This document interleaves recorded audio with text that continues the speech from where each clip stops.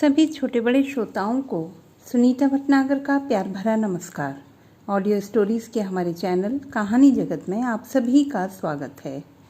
हिंदी कहानियों की श्रृंखला में आइए आज सुनते हैं शिवानी जी द्वारा रचित कहानी चन्नी।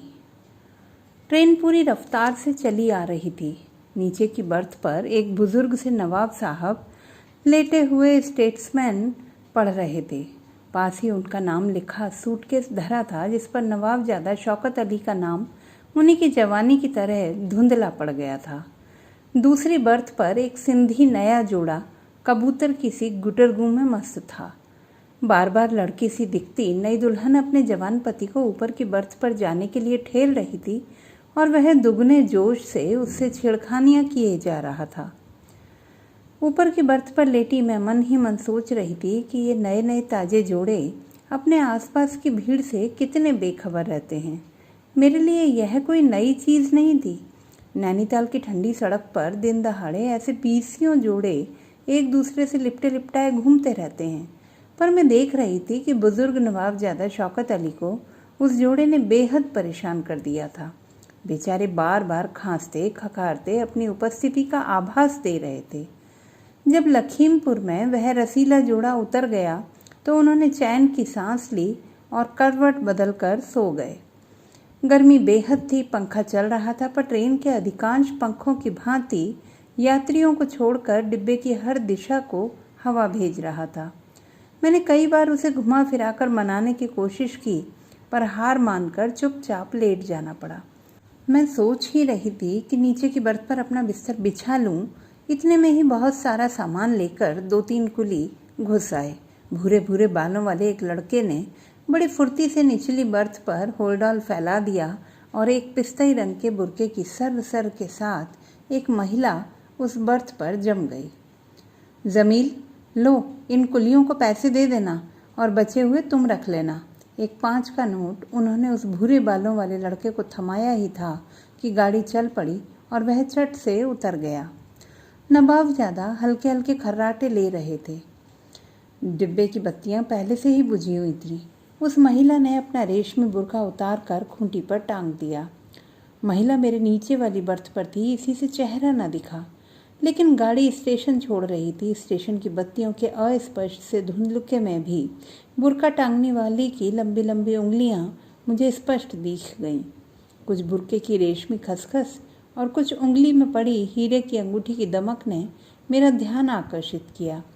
कैसी लंबी लंबी सुडौल उंगलियां थीं और दूसरे ही क्षण मुझे एक अजब घुटन ने व्याकुल कर दिया। ऐसी ही लंबी और सिरे से टेम्परिंग उंगलियां मैंने कहाँ देखी हैं।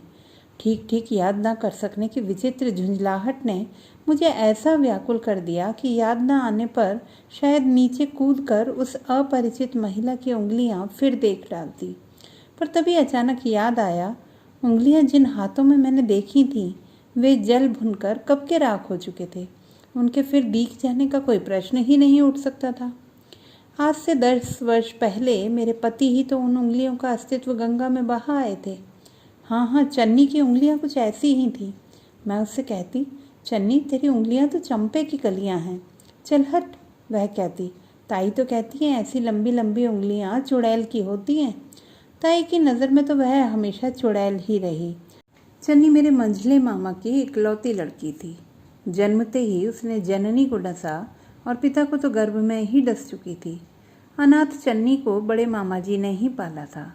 मेरी ननिहाल में 3 अल्सेशियन भी पलते थे। अभागिनी चन्नी को भी उसी स्तर से पाला जाता था। घर भर की उतरने वह पहनती, फिर भी कुंद कली सी चटकती रहती। घर भर की बासी जूठन उदरस करने पर भी उसके स्वास्थ्य ने कभी हार नहीं मानी। मेरे ननिहाल की सभी लड़कियां गोरी चिट्टी थीं, पर चन्नी थी सांवली। उसे अपने कृष्ण वर्ण का कोई दुख नहीं था। वह जानती थी कि विधाता ने उसकी शोक आँखों और मोती सी दंत पंक्ति में लावण्य का ऐसा अपरिमित कोश भर दिया था जिसे अपने गौर वर्ण की महिमा से भी उसकी चचेरी बहनें तुच्छ नहीं सिद्ध कर सकती थी। एक से एक विदेशी महंगे शैम्पू से अपने सुनहरे बालों को धोकर उसकी गोरी गोरी मैम सी बहनें कॉन्वेंट स्कूलों में पढ़ने जाती और वह केवल डीठे से ही समृद्ध अपनी एड़ी तक लहराती चोटी पीठ पर डालकर जगत तारिणी स्कूल में पढ़ती।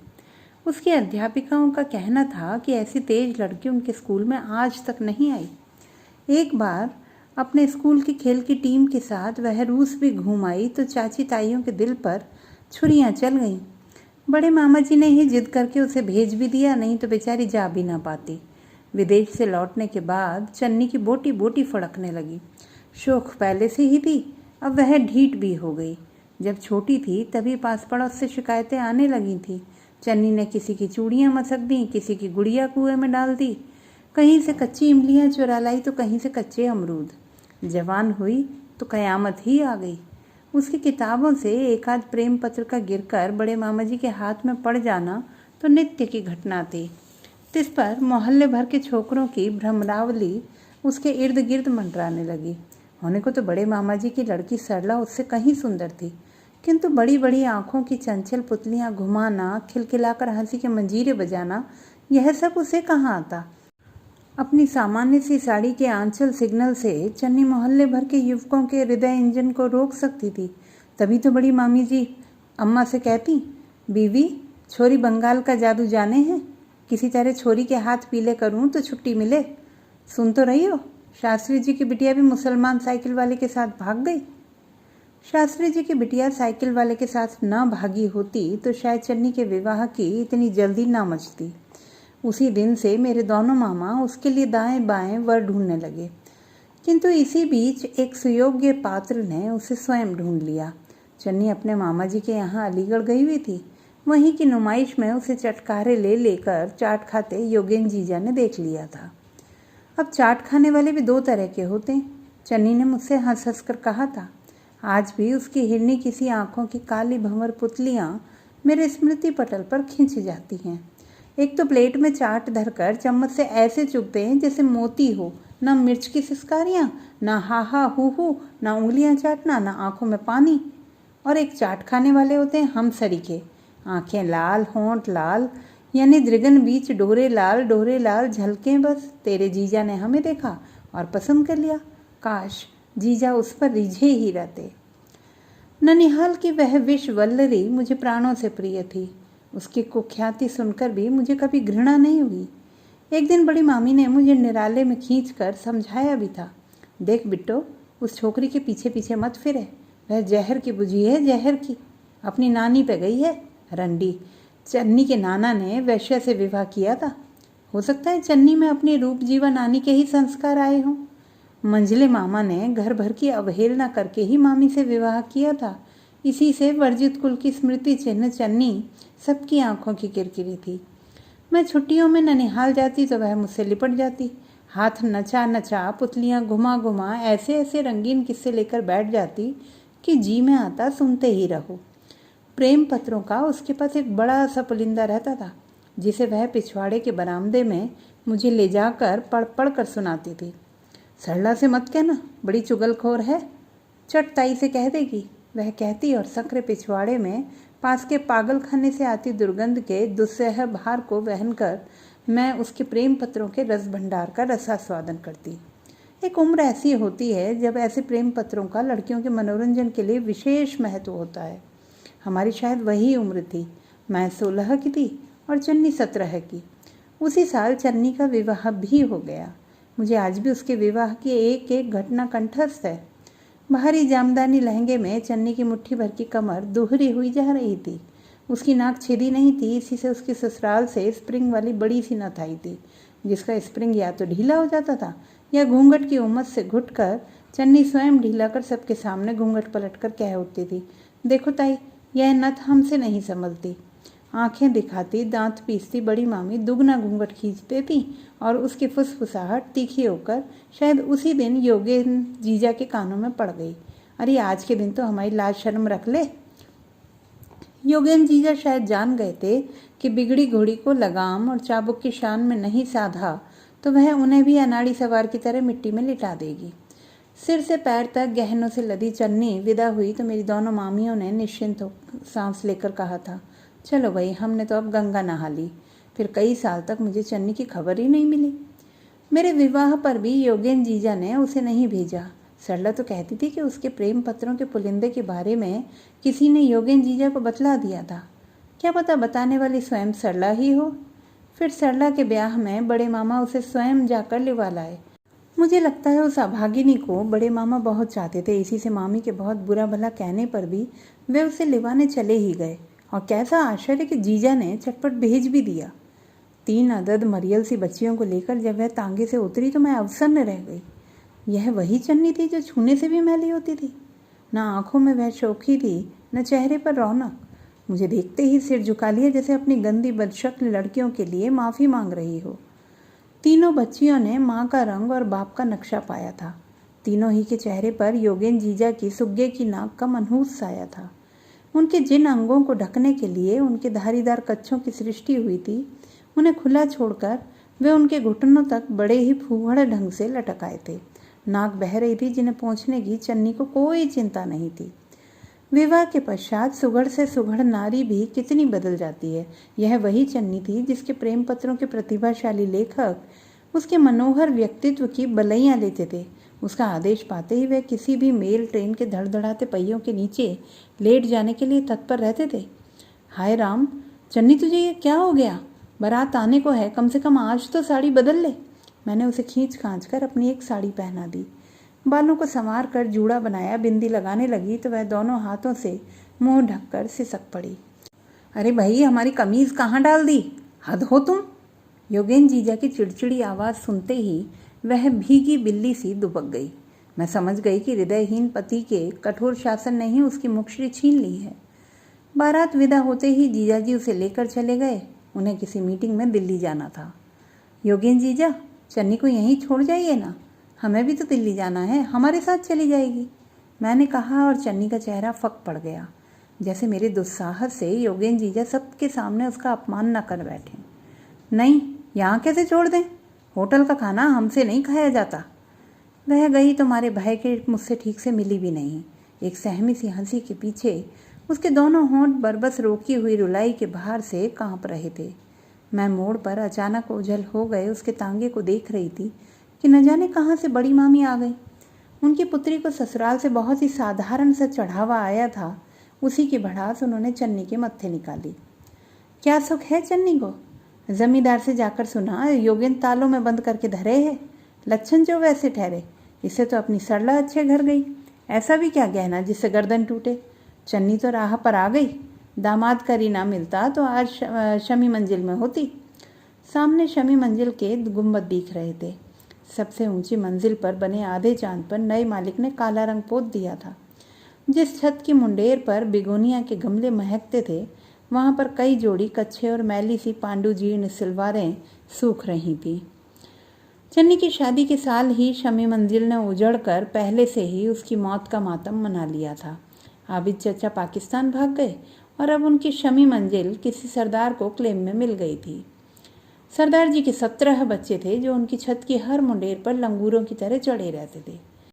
उनकी छत से मिली एक संकरी सी मुंडेर मामा जी के दीवान खाने की छत पर उतरती थी और कभी वही मुंडेर डूबते सूरज की छाया में शमी मंजिल और तुलसी कुटीर की प्रेम पुण्य सलीला का संगम हुआ करती थी। इरफान अहमद चन्नी के पीछे दीवाना था। उसकी सारी चिट्ठियाँ हिना और खत से तर रहती थीं। उन्हें सूंघ सूंघ कर किताबों से ढूंढ निकालना सरला के लिए बड़ा आसान होता। इसी से इरफान उन्हें मुंडेर की एक खपरेल के नीचे छिपा जाता। बड़े मामा जी से आबिद चचा की पुरानी मित्रता थी। इसी से मुस्लिम परिवार से मिलने जुलने पर हम पर भी कोई रोक टोक नहीं थी। इरफान भाई अलीगढ़ यूनिवर्सिटी से घर आते तो बड़ी मामी चौकन्नी होकर चन्नी के पैरों में बेड़ियां डाल देती। पर चन्नी उन कैदियों में से थी जो बेड़ियों को काटने का साधन जेल खाने की ऊंची दीवारों में भी जुटा ही लेते हैं। बात शायद बहुत बढ़ जाती, पर बीच में ही हिंदुस्तान और पाकिस्तान ने एक दूसरे की ओर बड़ी बेरुखी से पीठ फेर ली।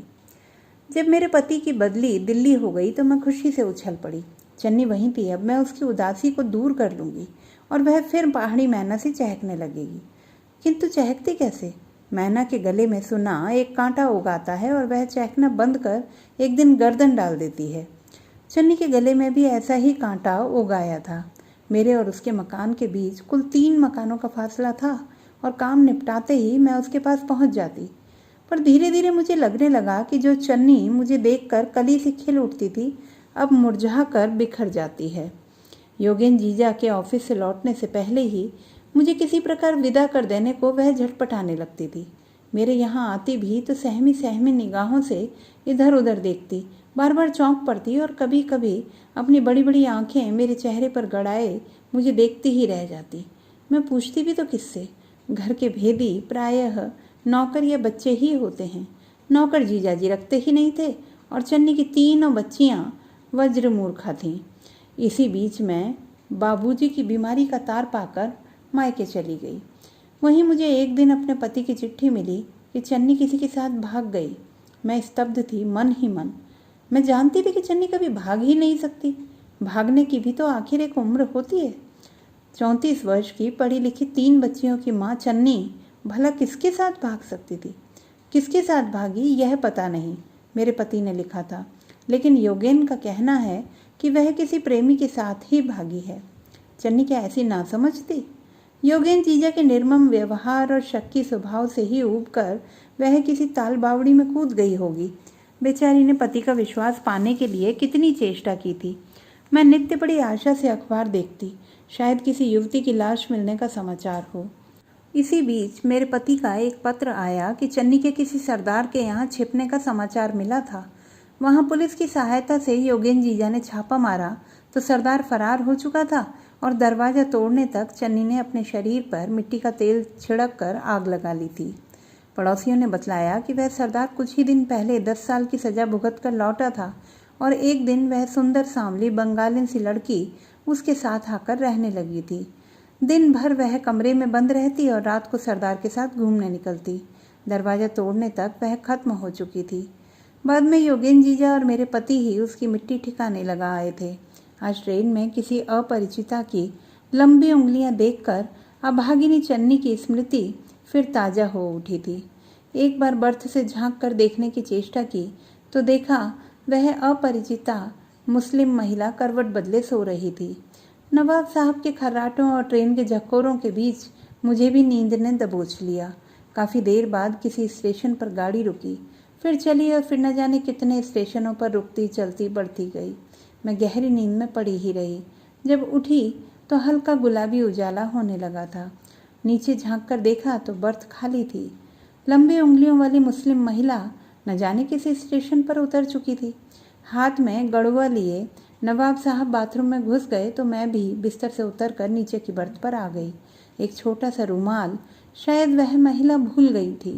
बड़ा प्यारा सा लेस लगा कैम्ब्रिक का रुमाल था, जिसे देखकर फ्लॉबेयर की किसी फ्रेंच नायिका का स्मरण हो आया और न जाने क्या सोचकर मैंने उसे उठा लिया।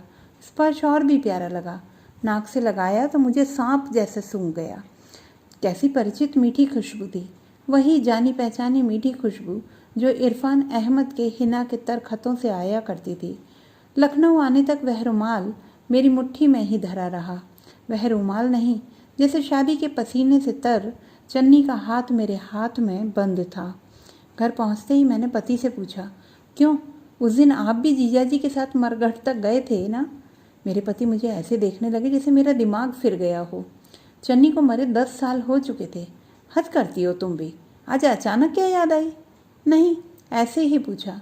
मैंने कुछ खिसिया कर कहा, आप कहते थे ना उसने अपने को जला डाला था, फिर मरघट तक क्या ले गए होंगे, यही सोच रही थी। इस बुरी तरह जली थी कि पहचान में ही ना आती थी। वे तो दोनों हाथ बच गए थे बस। हाय राम, क्या दोनों हाथ देखकर ही आप लोगों ने उसे पहचान लिया था? मेरा कलेजा बुरी तरह धड़का जा रहा था। नहीं, उंगलियां देखकर। योगेन कहता था कि वैसी लंबी लंबी उंगलियां और किसी की नहीं हो सकती। फिर बाएं हाथ पर गुदना भी तो था। मुझे याद आया, उसके बाएं हाथ पर गुदा फूलों का एक नीला गमला। किंतु क्या उस गमले पर उसका कॉपीराइट था? क्या वैसा ही गमला किसी और के हाथों पर नहीं गुद सकता था? योगेन जीजा ने कहा था कि वैसी उंगलियां और किसी की नहीं हो सकती। जब ट्रेन में मुझे लंबी लंबी उंगलियां दिखीं, यही तो मैं भी जोर जोर से कहना चाह रही हूँ कि वैसी उंगलियां और किसी की नहीं हो सकती। पर कैसे कहूँ? मेरी बात मानेगा ही कौन? मेरे पास सबूत है परिचित खुशबू से तर छोटे से कैम्ब्रिक के रुमाल का। संसार ऐसी भावुक कमज़ोर दलील पर विश्वास नहीं करता। फिर उस खुशबू ही को भला कब तक सहेज पाऊंगी?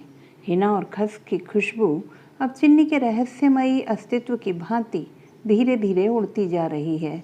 जिस दिन वह बिल्कुल ही उड़ जाएगी, उस दिन शायद मैं भी मान लूँगी कि चन्नी सचमुच ही मर गई। तो दोस्तों, ये थी हमारी आज की कहानी। आपको कैसी लगी कमेंट बॉक्स में लिखना ना भूलें। चैनल को सब्सक्राइब करें, लाइक करें और शेयर करें।